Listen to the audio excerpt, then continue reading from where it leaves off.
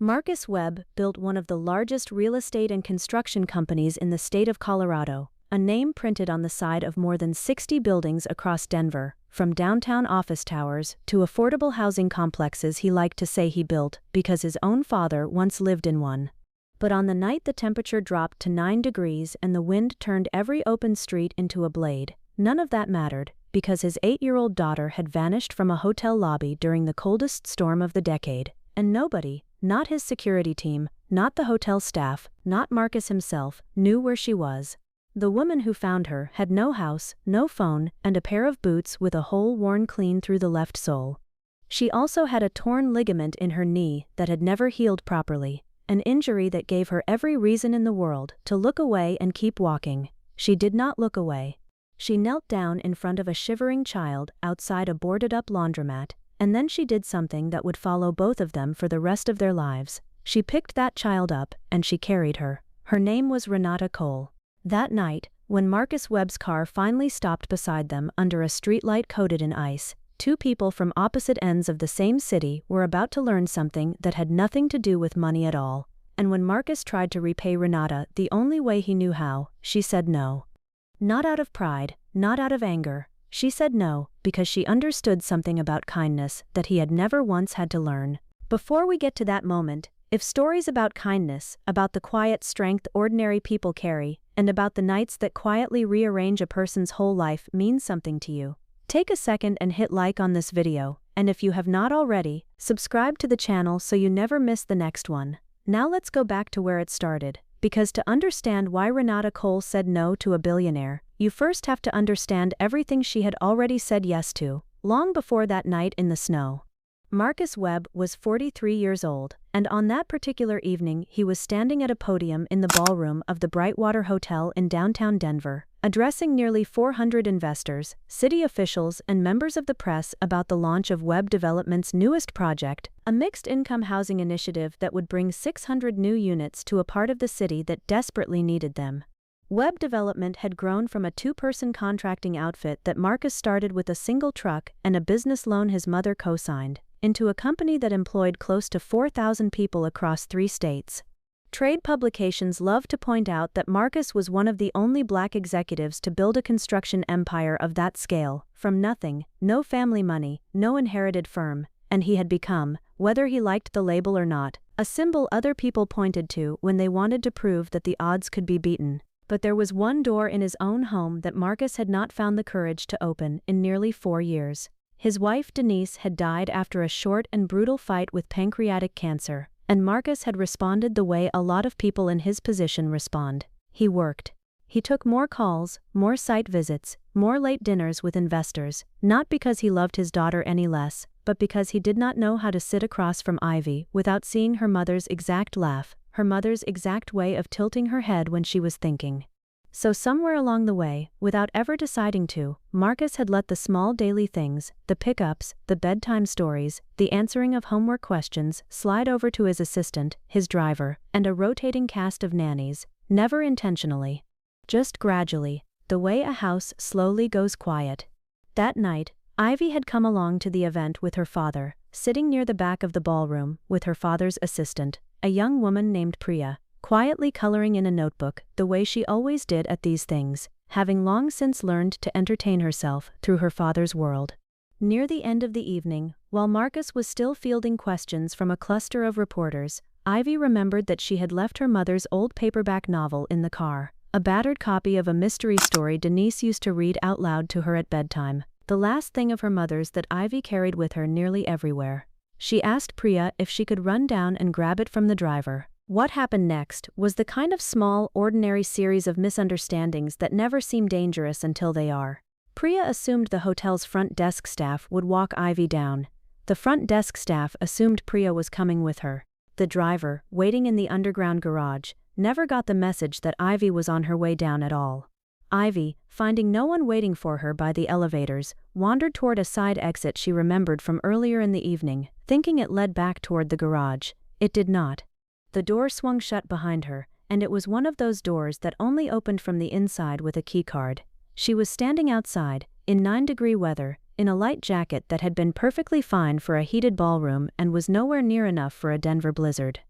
The snow that night was falling in a way meteorologists would later call one of the worst whiteouts the city had seen in over a decade, visibility dropping to almost nothing within 20 minutes. Ivy's phone, which had been sitting at 11% battery all evening because she had forgotten to charge it the night before, died completely after 2 attempts to call her father that would not go through because of a dead zone near the loading docks.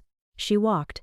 She turned down a street she did not recognize, then another, the wind screaming down the corridor between 2 buildings, snow collecting in her hair and eyelashes, until she could barely keep her eyes open.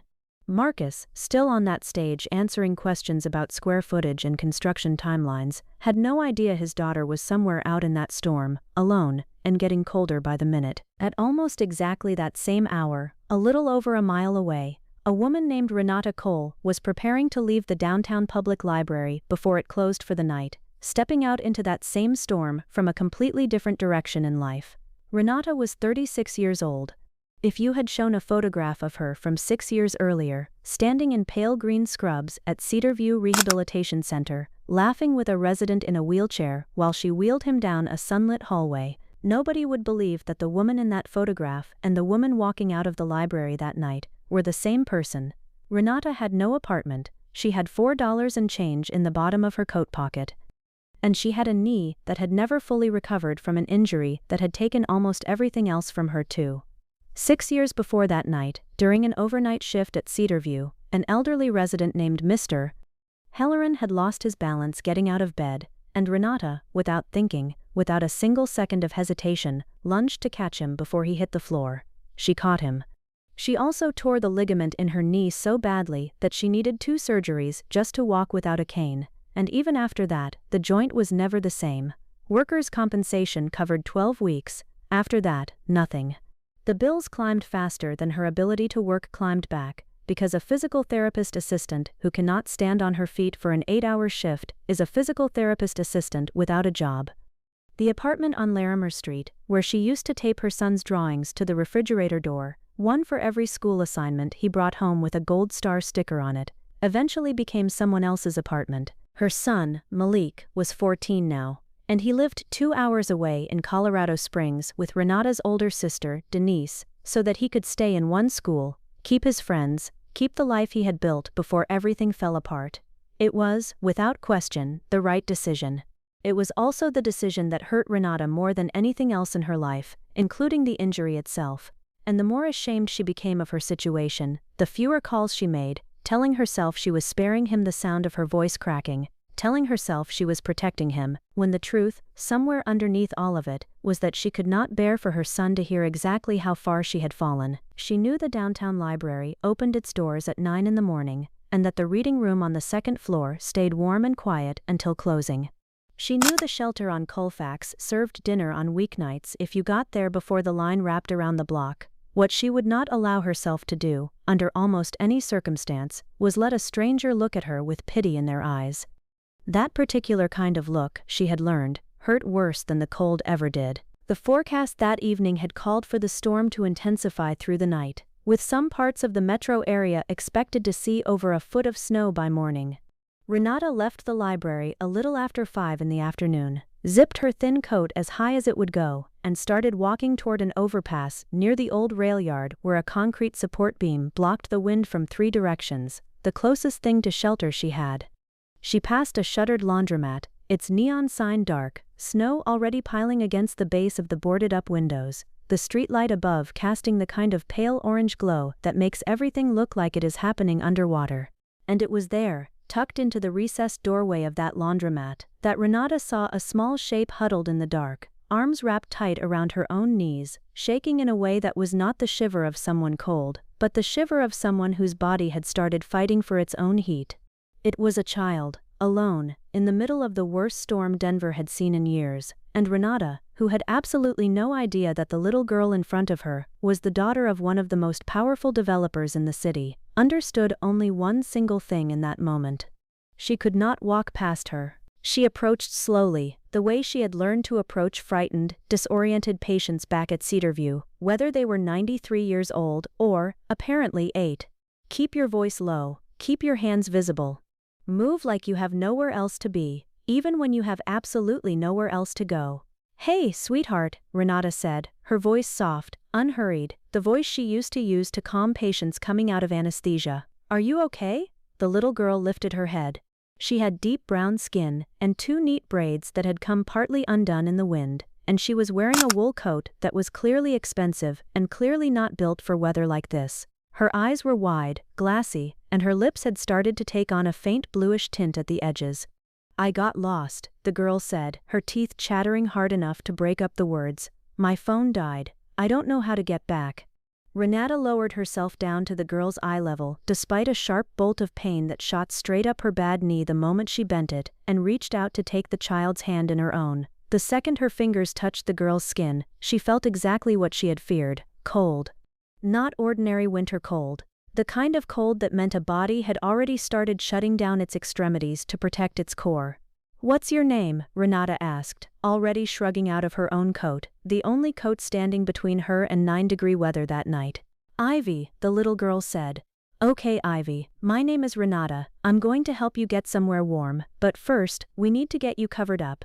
She draped her coat over Ivy's shoulders and pulled the hood up over the girl's head, having no idea, and no need to know, that the shivering child in front of her was the daughter of Marcus Webb, a man who at that exact moment was still on a stage a mile away, completely unaware that his world was about to come apart. As she was adjusting the coat around Ivy's shoulders, Renata noticed something slip loose from the girl's wrist, a slim gold bracelet, the clasp worn thin from being handled too many times. Ivy grabbed for it in a panic, more frightened by that than by anything else that had happened to her all night. Please don't let it fall, she said, her voice cracking. It was my mom's. Renata looked at the bracelet, then at the raw fear in the girl's eyes, and understood immediately that this was not a piece of jewelry. This was something else entirely. She checked the clasp, tightened it as best she could with numb fingers, and slid the bracelet deep into the zippered inner pocket of her own coat, now wrapped around Ivy's small body. It'll be safe in there, Renata said. I promise you. Ivy nodded, and for the first time since Renata had found her, the girl's shoulders dropped a fraction of an inch, some small piece of tension finally letting go. Renata knew this part of the city well enough to know there was a fire station 4 blocks north, a place that would have people on duty around the clock, a working phone, and a direct line to police who could find this child's family. She had no phone of her own, not since she'd had to sell it 8 months earlier just to cover a week of motel nights during a cold snap, so walking was the only option left. All right, Ivy, we're going to walk a little ways to the fire station. They'll help us call your family, okay?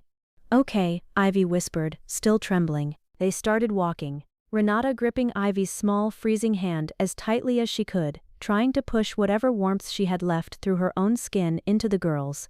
The wind came at them sideways in hard gusts, snow falling so thick that the streetlights ahead blurred into faint smears of orange. They had gone maybe half a block, when Ivy suddenly cried out, her foot sliding across a sheet of black ice hidden beneath the fresh snow, her ankle twisting hard underneath her. It hurts, Ivy said, tears cutting tracks down her already wind-burned cheeks, trying to put weight on her foot and immediately buckling. Renata knelt again, checking quickly. No obvious break, but almost certainly a bad sprain, and in this cold, with a child already losing body heat, every extra minute outside was a minute that mattered more than it would on any ordinary day. She looked up. The fire station was still at least 3 blocks away, and now Ivy could not walk. Renata looked down at her own hands, trembling from hunger and cold in equal measure, and thought about her knee, the knee that had already once taken everything from her because she made the choice to catch a falling body instead of stepping out of the way. Every rational thought in her head told her this was a bad idea, that she did not have the strength, that if her knee gave out entirely on a night like this, there would be no one to help either of them. But underneath that rational voice was another one, quieter but stronger, and it sounded a lot like her own son's voice. She thought about Malik, 2 hours away in Colorado Springs, and she asked herself the only question that actually mattered. If Malik were the one lost in a storm like this, would she want a stranger to walk past him because helping was inconvenient, or because it hurt? The answer had never once been in question. All right, Ivy, Renata said, turning her back and lowering herself down. Climb on, hold onto my shoulders.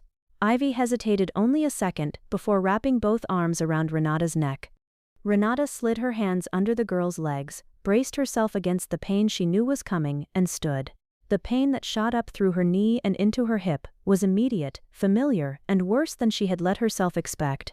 She took one long breath of freezing air into her lungs and started walking, one careful step after another, carrying a stranger's child through a blizzard that showed no sign of slowing down. The distance between where you are standing and where you need to be looks completely different depending on whether your legs are working the way they're supposed to. 4 blocks had sounded manageable when Renata was still just calculating it in her head. 4 blocks with a child on her back, wind cutting sideways, ice hidden under 6 new inches of snow, and a knee screaming with every single step, became something closer to an expedition. Ivy had stopped shivering quite as violently, some warmth passing between their 2 bodies now, but she stayed mostly silent, occasionally whispering to ask how much farther. Renata answered with more confidence than she actually felt. "Almost there, kid," she said, even though she wasn't entirely sure that was true. The pain in her knee stopped being a dull ache somewhere around the 2nd block, and turned into something sharper, something that radiated all the way down into her shin with every step that landed even slightly wrong. She remembered what the surgeon had told her years ago, that the joint would never be fully reliable again, that sudden strain or sustained weight-bearing could damage it further, possibly permanently this time. She kept walking anyway. In her mind, Malik's face kept surfacing between every footfall, the memory of the last time he had hugged her before getting into her sister's car, the kind of short, stiff hug 2 people give each other when both of them are trying very hard not to cry in front of the other. She remembered his voice on the phone last week, careful and small. "You doing okay, Mom?" And her own voice, giving him the same lie she always gave him. "I'm fine, baby. Don't worry about me." Ivy shifted slightly against her back, her small voice close to Renata's ear. "Do you have a kid?" she asked. The question caught Renata off guard enough that she nearly missed a step. "I do," she said. "A son. His name is Malik. He's 14. Is he with you?" Ivy asked. "No," Renata said, and this time her voice wavered, and not because of the cold. "He's staying with my sister so he can keep going to his same school." Ivy went quiet for a moment, and then, so softly the wind almost carried the words away entirely, she said, "I miss my mom too. She died." Renata didn't say anything back.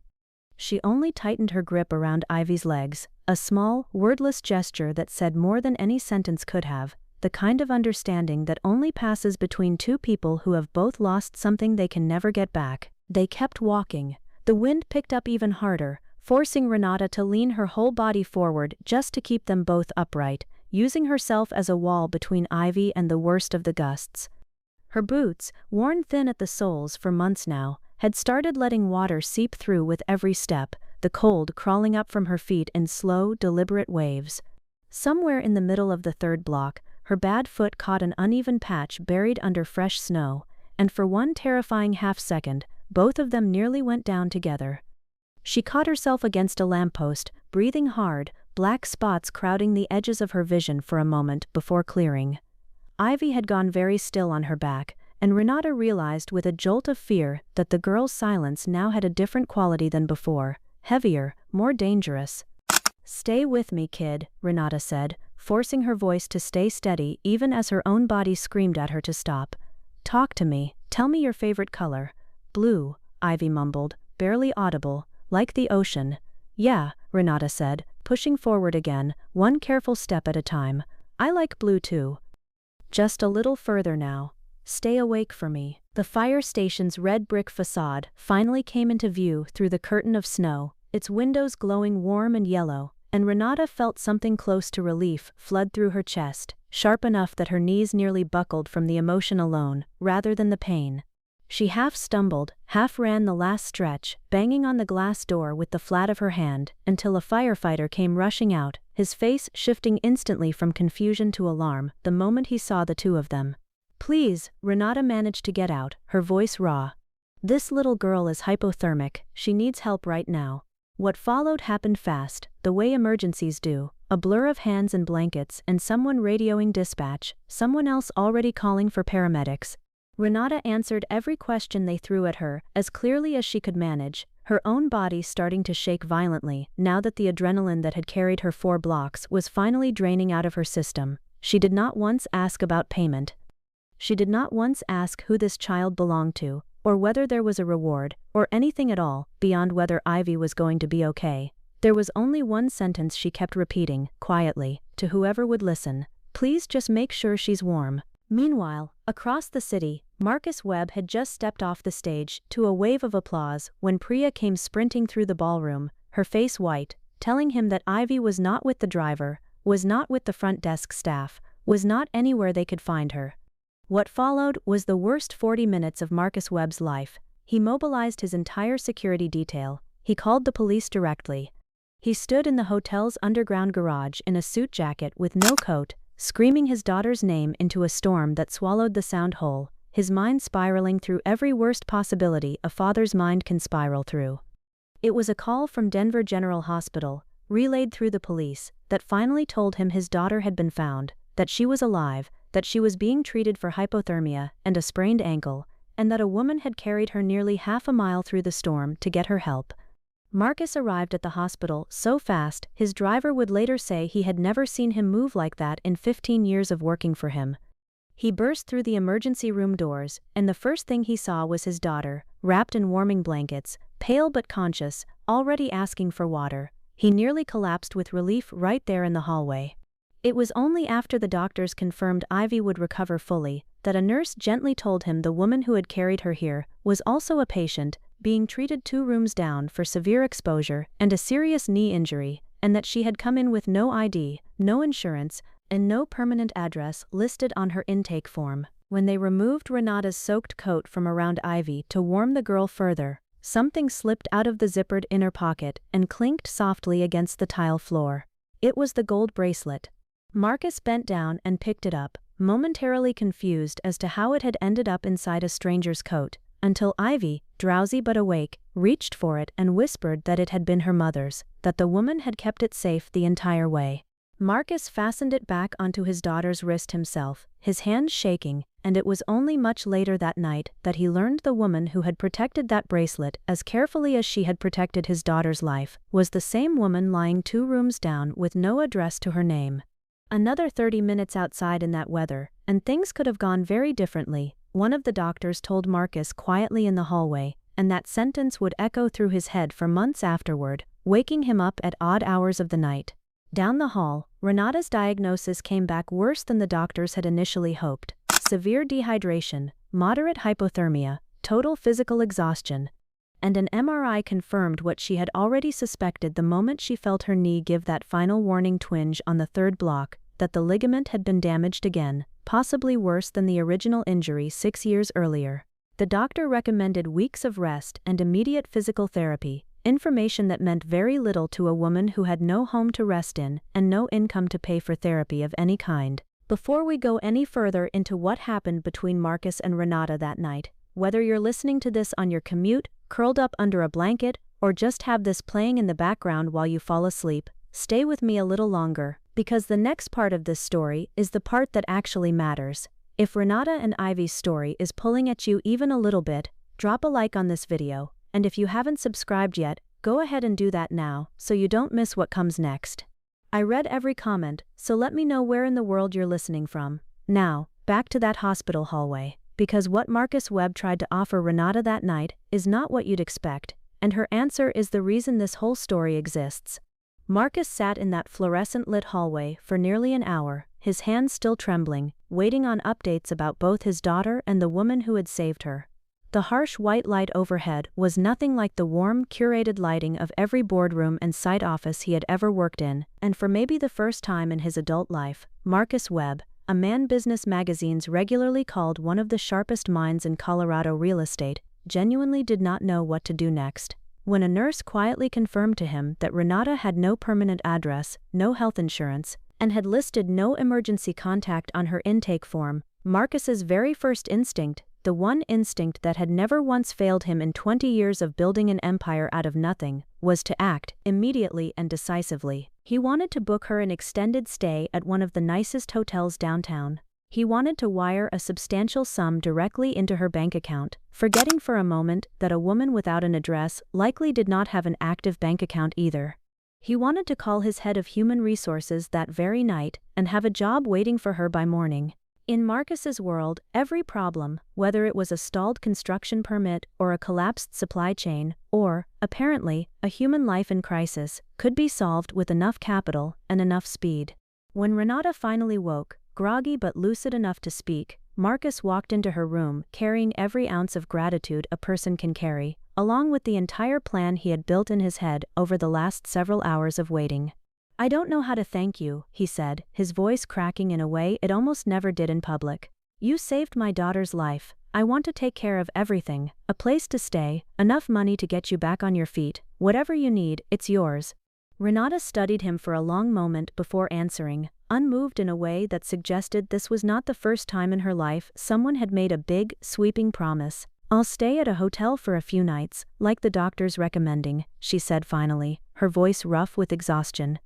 "But I'm not taking a large sum of money from you." Marcus blinked, genuinely thrown. "Why not?" he asked. "You clearly need it." "I do need money," Renata said flatly, not dodging the truth at all.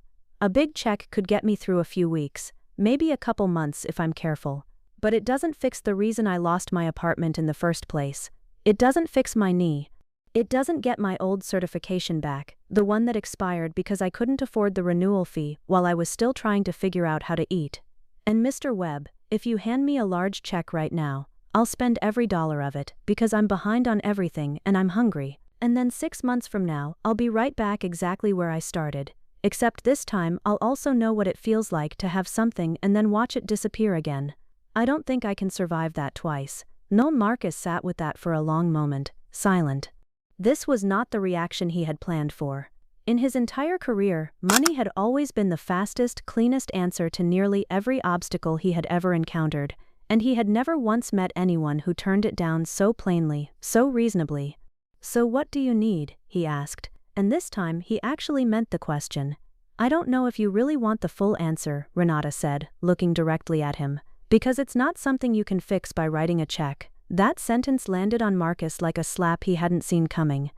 He realized, sitting in that hospital room, that his entire adult life had trained him to solve problems with resources and systems and speed, the exact skill set that had built an empire, and it was completely useless in front of a real human being with a real, complicated need that no number could capture. "I want to hear it," he said, and for the first time all night, he meant it completely. "Please, tell me."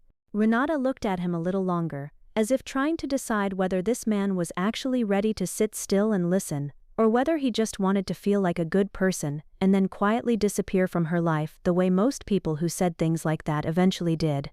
"All right," she said eventually, "but not tonight. I need to rest, and you need to go be with your daughter." Marcus nodded, even though 100 unanswered questions were still sitting heavy in his chest. He stood to leave, then paused in the doorway. "What's your name?" he asked. "I still don't know the name of the person who saved my daughter's life." "Renata," she said. "Renata Cole." "Thank you, Renata Cole," Marcus said, and for the first time that entire night, his voice wasn't the voice of a billionaire trying to fix a problem. It was just the voice of a father, small and sincere, standing in front of a debt he had no idea how to repay. He left the hospital that night, but the question Renata had left hanging in the air, the question of what real help actually looks like, followed him home and stayed with him for a long time after. Driving back past the exact street where his daughter had been found, Marcus realized something that unsettled him more than he expected. He had spent 2 decades building a company that solved problems people called impossible, turning abandoned lots into affordable housing, revitalizing entire blocks of a city that had been written off by other developers for years. And in all that time, he had never once run into a problem where his checkbook, for the very first time in his life, was simply the wrong tool for the job. A few days later, once both Ivy and Renata were more stable, Marcus returned to the hospital, this time not with a rescue plan, but with a woman named Carol Jennings, a 52-year-old caseworker who ran a supportive housing initiative through a Denver nonprofit built specifically around what's known as a housing-first model, an approach focused on getting people into stable housing before layering on other forms of support, rather than making housing something people have to earn through a checklist of requirements first. Marcus had spent 2 full days quietly calling everyone he knew in the nonprofit and social services world, asking the same question over and over: who actually understands homelessness, not from a policy paper, but from the ground? Carol's name kept coming up.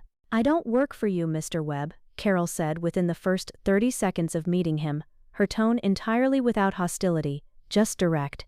"I work for people like Renata. If you want to actually help, you need to understand that how you help matters a whole lot more than how much money you're throwing at it." In that meeting, with all three of them present, Renata told her full story for the first time, not to earn sympathy, but so that Marcus could genuinely understand the barriers that someone who had never experienced homelessness could barely even imagine existed. "You want to know the hardest part," Renata said. "To rent an apartment, you need proof of steady income. To get steady income, you need a stable job. To get a stable job, most employers want a fixed address to send paperwork to, but I don't have an address, because I don't have housing. It's a circle with no exit door, unless someone comes in and breaks it open somewhere." Carol added details Marcus had genuinely never considered before that meeting. That many shelters enforce curfews that directly conflict with overnight or late evening work shifts, forcing people to choose between having a bed and keeping a paycheck. That a security deposit, usually the equivalent of a full month or two of rent, is an almost impossible mountain to climb for someone with zero savings. That there's a very real, very painful gap between being technically cleared to work on paper and actually being physically capable of holding down a full-time job. A gap Renata's knee injury had trapped her squarely inside of. "Her injury isn't severe enough to qualify for long-term disability," Carol explained, "but it's absolutely severe enough to rule out almost every physically demanding job available to her right now. That's exactly the kind of case that slips straight through the cracks of the system." Marcus listened without interrupting, without jumping in to offer a fix the way every instinct in his body wanted him to. For the first time in longer than he could remember, he simply sat and listened, actually listened. When Renata got to the part about Malik, about sending her only son to live with her sister 2 hours away, her voice dropped low, and she had to stop for a moment before she could keep going.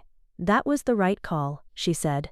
"It was also the decision that hurts the most, every single day. I don't call him as much as I should, and I tell myself it's because I'm protecting him from having to hear how bad things really are. But maybe I'm really just protecting myself from having to say it out loud." That sentence sat in the room for a long time. Something in it had reached straight into a part of Marcus he had spent 4 years actively avoiding. After Carol left, Marcus sat alone in that waiting room thinking about Ivy, about how his own daughter had quietly learned to stop bringing up her mother around him, because every time she did, he changed the subject, not because he didn't want to hear it, but because he had never had the strength to sit inside that grief for even a minute. He realized, sitting there, that he and Renata, despite standing on completely opposite ends of the financial spectrum, one of them worth close to $1 billion, the other without a mailing address, were somehow tangled in the exact same problem. Both of them had convinced themselves that protecting the people they loved meant staying silent. Both of them had confused silence with strength. In the weeks that followed, Marcus changed the way he approached helping Renata entirely. Instead of trying to design a life for her according to his own vision of what fixing things should look like, he started asking Carol real questions about how Housing First programs actually function day to day, about what someone in Renata's exact position genuinely needed in order to stand on her own 2 feet, not out of pity from a wealthy man, but through practical, timely tools that actually addressed the barriers in front of her. That shift became, without Marcus fully realizing it in the moment, the foundation of how he would approach giving for the rest of his life. Good intentions, no matter how sincere, do not automatically translate into effective help. Real help requires listening before acting, and sometimes it requires accepting that the person who needs help is often the person who understands their own situation better than anyone else in the room. For Renata, for the first time in a long time, she felt genuinely seen, not as a tragic story to be recounted at a fundraising dinner, but as a whole person, with agency, with real obstacles, and with a future she still had every right to shape for herself, buried underneath but not erased by 3 years of hardship. If anyone expected Renata's life to transform overnight simply because of one brave act during one bad storm, that person would be disappointed. The truth is that escaping homelessness is almost never a single moment. It's a long, uneven process, full of small steps forward that alternate with real, sometimes brutal steps backward. With Carol and the Housing First program supporting her, Renata began the exact same process that every other participant in that program had to go through. No shortcuts.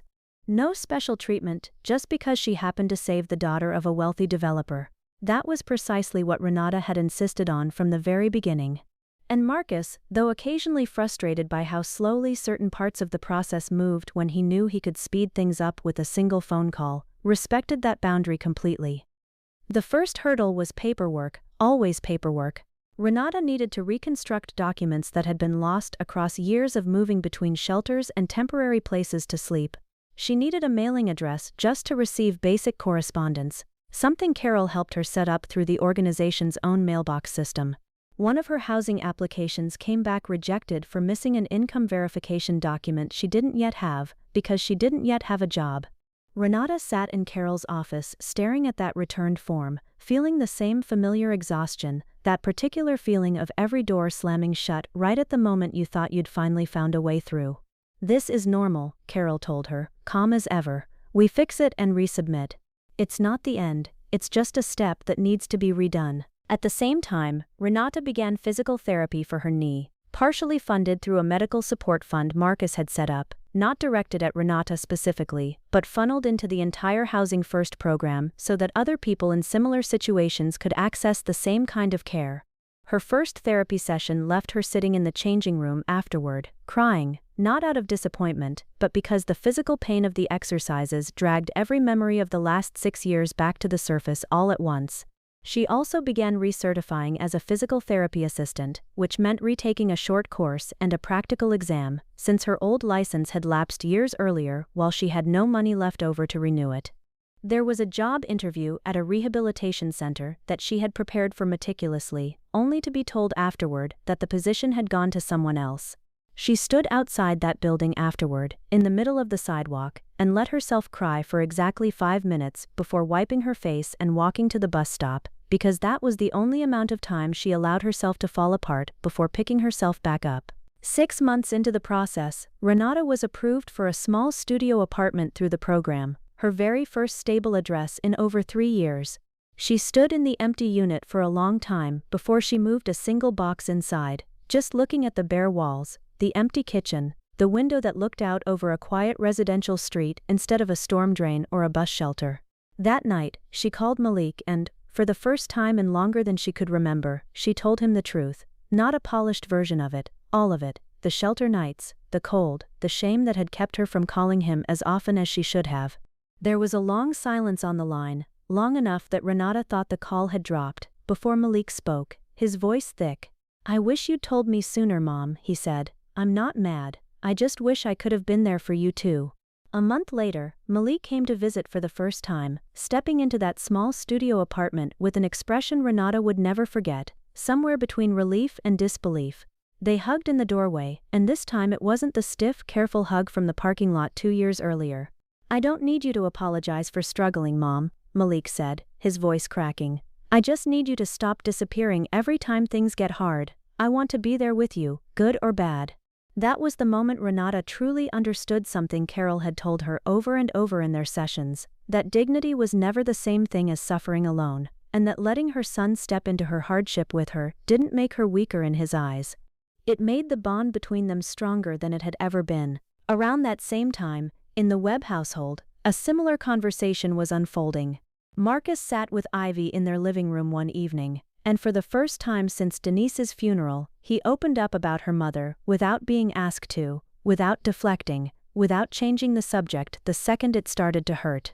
He pulled out an old box of photographs, pictures of Denise as a young woman, on their wedding day, holding Ivy as a newborn, and the two of them sat together for hours, going through every single one.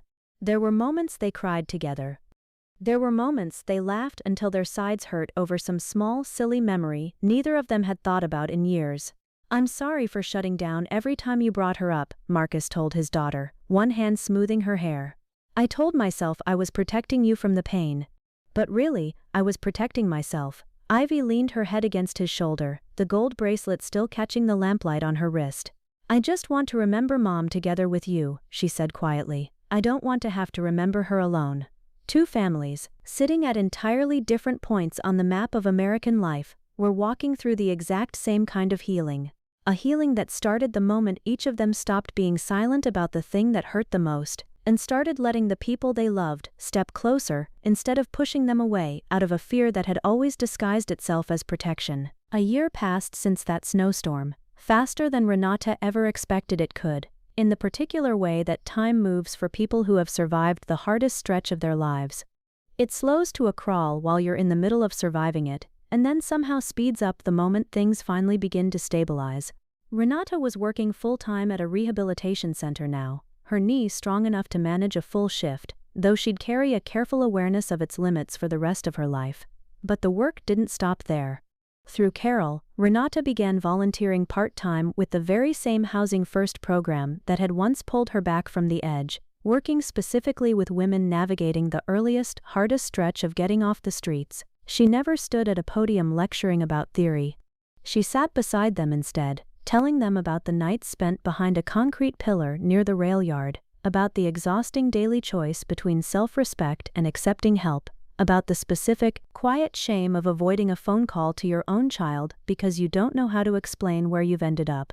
"I'm not an expert," Renata would tell the newer women in the program. "I'm just someone who's already walked the road you're walking right now. And I'm here to tell you it can be walked, no matter how slow you have to go." One evening, a young woman named Destiny, barely 22 years old, broke down in Carol's office after being turned down for an apartment for the third time that month, telling Carol through tears that she felt completely useless, that maybe she'd never actually get out of this. Renata sat down beside her and didn't offer empty comfort. She simply told Destiny about a small studio apartment she'd once seen advertised, one she'd desperately wanted but couldn't yet afford, and about the slow, hard lesson that one closed door never means every door is closed. "There'll come a day when you buy a second coffee mug," Renata told her, smiling, "even though you live alone. And that's the day you'll know you've started believing in a future again." Around that same time, Marcus was reshaping the way web development approached its own community investment programs. Previously, every decision about funding, about which neighborhoods received support and how, had been made entirely inside a boardroom, by executives who had never lived through real deprivation, working from spreadsheets and quarterly reports. After everything he'd learned from Renata and Carol, Marcus overhauled that entire process. He established a community advisory council for the company's social impact division, and the defining feature of that council was that it was made up of people who had personally received support from programs just like it, the people who understood far better than any executive where the actual need lived. "We got this wrong for years," Marcus told his board of directors when he announced the change. "We assumed enough money and good intentions were the whole solution. But real help starts with listening to the people you're trying to help, and letting them shape the program instead of just receiving whatever we've decided to hand them." Renata was invited to sit on that council, not because she'd once saved Marcus's daughter, something she consistently made clear she never wanted used as her reason for being there, but because her lived experience, both from her years working in patient care and from everything she'd survived afterward, was worth more than any spreadsheet the company had ever produced. In those council meetings, Renata pushed hard on the details that mattered most from her own experience. That security deposit timelines needed more flexibility. That job training programs needed to account for physical limitations that kept people from doing heavy manual labor, even when they were otherwise fully capable. That sometimes what a person needed most wasn't a check at all, but simply someone willing to trust them with the responsibility of shaping their own life again. Ivy, now 9 years old, often tagged along to the community events her father's company organized, where Renata would sometimes be there too. The bond between Ivy and Renata had grown into something that didn't fit neatly into any single category. Not quite a second mother, not simply a family friend, something closer to a beloved aunt, someone who would always listen, without flinching, without changing the subject, whenever Ivy wanted to talk about Denise. One afternoon, sitting together in the same library where Renata still liked to spend her quiet time, not to escape the cold anymore, just because she genuinely loved the stillness of the place, Ivy turned to her and asked, "Do you remember that night when you carried me through the snow?" "I remember every single step of it," Renata said, smiling. "I think that was the luckiest night of my whole life," Ivy said, "even though I was really scared at the time." Renata looked at her, then down at the gold bracelet still resting on the girl's wrist. The band widened once already to fit her growing arm. "I think so too," Renata said softly. "Sometimes the worst nights turn out to be where the best things start, as long as you don't give up in the middle of it." Another Denver winter arrived, exactly 2 years after the night that had changed the direction of 3 separate lives forever. The snow wasn't nearly as heavy this time, just a light dusting settling over the rooftops and sidewalks, but the same sharp cold still made Renata pull her scarf a little tighter every time she stepped outside, an old habit her body had never quite let go of. Renata was 38 now, holding the position of senior housing coordinator at the very organization that had once helped rebuild her life from nothing, a role that let her design support policies based directly on the exact obstacles she herself had once faced with no way around them. The tiny studio from those early days had long since given way to a bigger 2-bedroom apartment, where Malik, 16 now, spent most of his school breaks staying with his mother before heading into his final years of high school. The relationship between them wasn't flawless. They still argued the way any parent and teenager argue. But the one thing that had never returned was Renata's old silence, the shame that used to keep her from picking up the phone. She called him every single day now, even on the days that were hard, because she'd learned that letting her son witness the difficult parts of her life didn't make her smaller in his eyes. It only made what they had between them feel more real. Marcus, 45 now, had significantly scaled back his day-to-day role at web development, handing the bulk of daily operations to a leadership team he had spent 2 years carefully building, so he could spend more time with Ivy as she moved into her early teenage years. He was no longer the absent father buried behind an endless string of meetings. He showed up to her school basketball games. He was present at dinner, phone left in another room entirely. That particular afternoon, all 3 of them, Renata, Marcus, and Ivy, happened to be at a small fundraising event hosted by the Housing First organization, not far from where everything had first begun 2 years earlier. As the sky darkened and a light snow began to fall, the 3 of them walked together for a stretch, passing directly by the old laundromat doorway where Renata had first found Ivy huddled in the dark. None of them said a word about it out loud, but all 3 of them noticed themselves slowing down without meaning to as they got closer, as though their bodies remembered that night even without needing a reminder. The laundromat doorway was still there, the same pale orange streetlight casting the same underwater glow over the snow, barely changed at all from 2 years before, except for one detail. This time, there was no one huddled inside it, shivering in the dark. A little further down the block, Renata noticed another woman, maybe in her early 30s, sitting on the steps of a shuttered storefront, clutching a worn-out bag tightly to her chest, staring down at the ground with an exhaustion Renata recognized instantly, because it was the exact same look she used to see staring back at her in whatever reflective surface she happened to catch herself in, 3 years earlier. Renata slowed her steps. Marcus and Ivy stopped beside her without needing to be told why, reading the intention in the way she'd gone quiet. She didn't approach with anything that sounded like "let me save you," or anything wrapped in pity. Renata knelt down to the woman's eye level, keeping a respectful distance, and asked her gently the exact question she had once wished someone would have asked her. "Excuse me, what would actually help you most right now?" The woman looked up, visibly caught off guard by the shape of the question itself, not a sweeping offer, but a door held open for her to choose what walked through it. She hesitated, then said quietly that she just needed somewhere warm to sleep tonight, and maybe a call to a support line she didn't know how to reach on her own.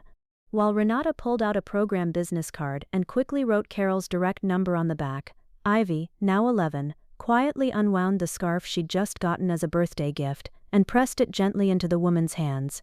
"You can wear this to stay warm," Ivy said, her voice clear and completely sincere, without a trace of pity in it, just the plain kindness of a kid who had genuinely learned what giving actually meant. The woman looked between Ivy, Renata, and Marcus standing quietly a step behind them, and something flickered in her eyes, small but unmistakable, the look of someone who had just been reminded she was still seen as a person, not a problem waiting to be handled and forgotten. As they walked on afterward, leaving the woman behind with the card and the scarf, none of them spoke for a long stretch of the road. The snow kept falling lightly, dusting their shoulders in a thin layer of white. The streetlight caught the gold bracelet on Ivy's wrist, widened once more to fit her growing arm, a small object carrying an entire story of love that no amount of money could have ever measured or replaced. Renata looked over at Marcus, then at Ivy, and let a quiet, easy smile settle onto her face, not the smile of someone who felt they had finished a mission, but the smile of someone who understood that healing was never really something you finish. It just keeps moving, from one person to the next, from one snowy night to another one somewhere down the road. 3 people who had once stood at 3 completely different points in life were now simply walking the same street together, none of them above the other, none of them needing to look up or down at anyone else.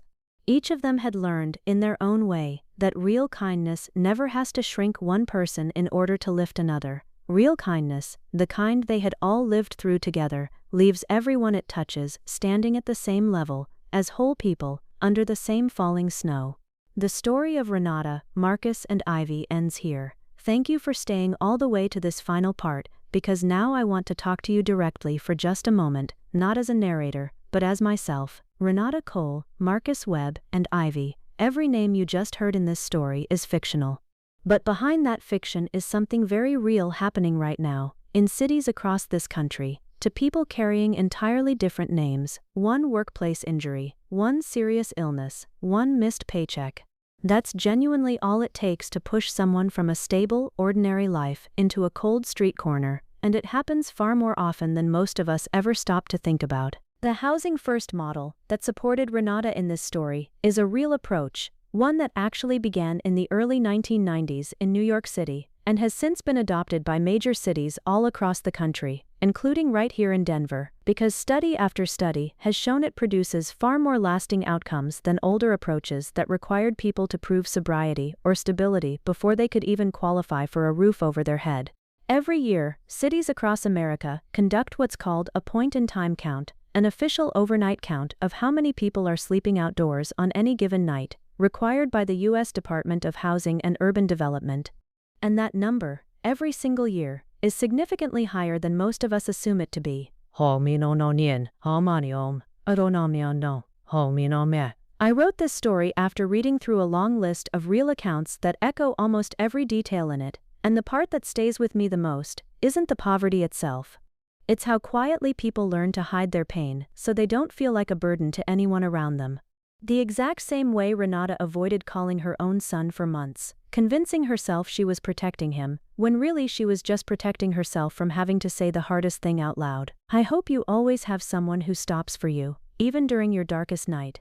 And I hope that one day, you get the chance to be the person who stops for someone else.